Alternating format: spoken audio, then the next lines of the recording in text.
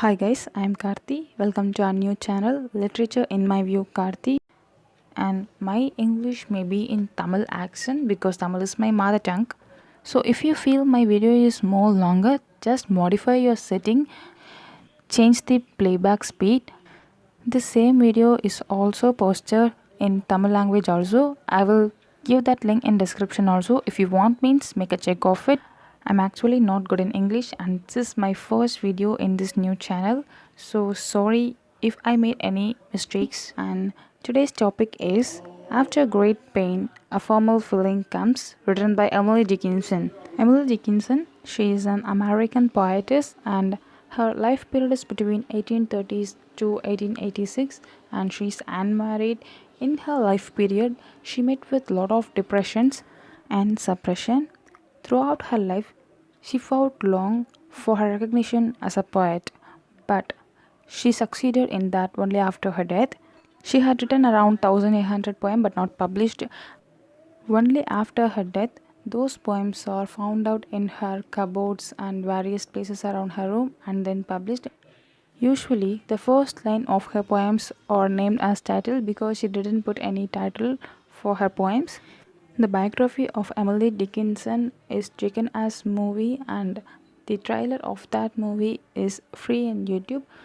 So if you want, make a check of it. Most of Emily Dickinson's poems are deal with death and pain, and our poem After Great Pain, a formal feeling comes. Death and pain both plays a vital role, and there are two views in this video about the poem. First, we'll see the general view of the poem. Emily Dickinson stresses that the pain is not a simple pain or normal pain, but a great pain. She says, after a great pain, a formal feeling comes. What is formal feeling?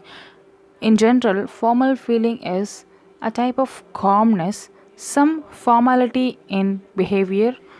We can also see the loss of enthusiasm in such type of formal feeling.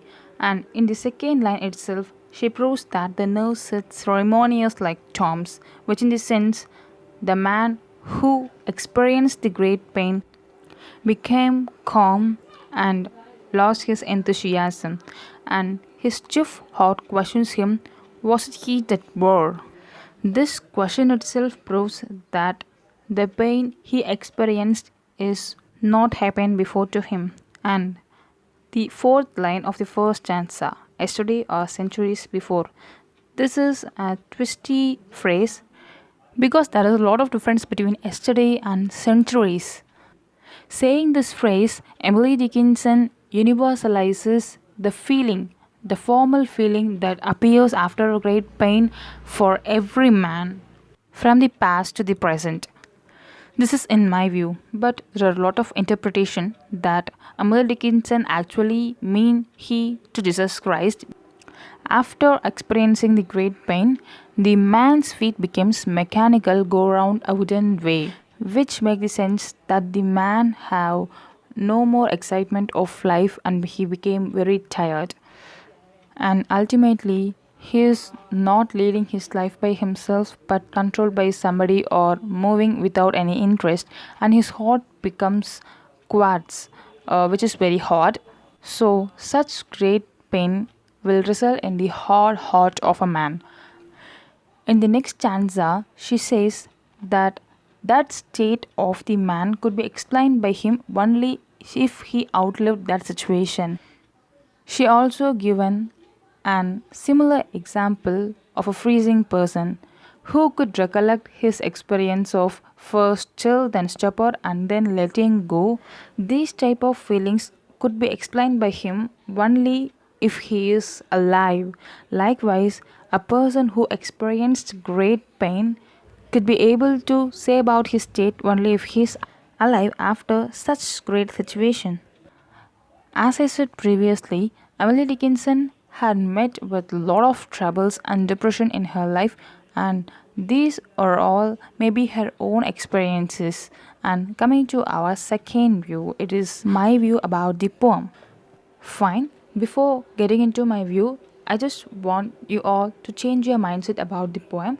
You all just imagine a grave scene in which a dead man is get looking everything that is happen around him as a spirit. I hope you all get my point. That's nothing but a man who is dead is getting digged into his grave, but the man actually in spirit form seeing what are all the things that happen around him in his funeral ceremony. Okay, then coming into the poem, the great pain is what the death, and the formal feeling is the formal ceremony like funeral ceremony. In such a deadly state, the man couldn't able to move his hand or feet. That's why the term mechanical is used, and he says that this is the horror of lead, and lead is a hardest general metal which could only be broken by a heavy weapon like hammer. Likewise, only if the person is outlived of such scene, like if a dead man is alive, he could be able to explain his experience after the death. Unless it can't be known by anyone, still in science it is a mystery what happened to our body or spirit after the death. From the poems of Emily Dickinson, it is understood that Emily wanted to know about death and the life after the death. Some of the examples of her poems are Because I Could Not Stop for Death, I Felt a Funeral in My Brain. This view also compared to the life of Jesus Christ because he also outlived his deathly state. And that's it. These are all the two views about the poem.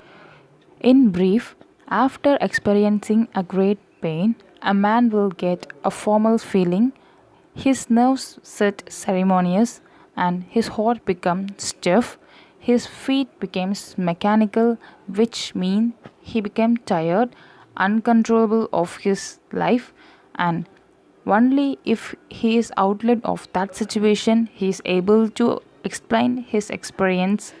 That's why the hour is defined as the hour of late. That's it. Thanks for watching this video. And this video is taken without any hand notes.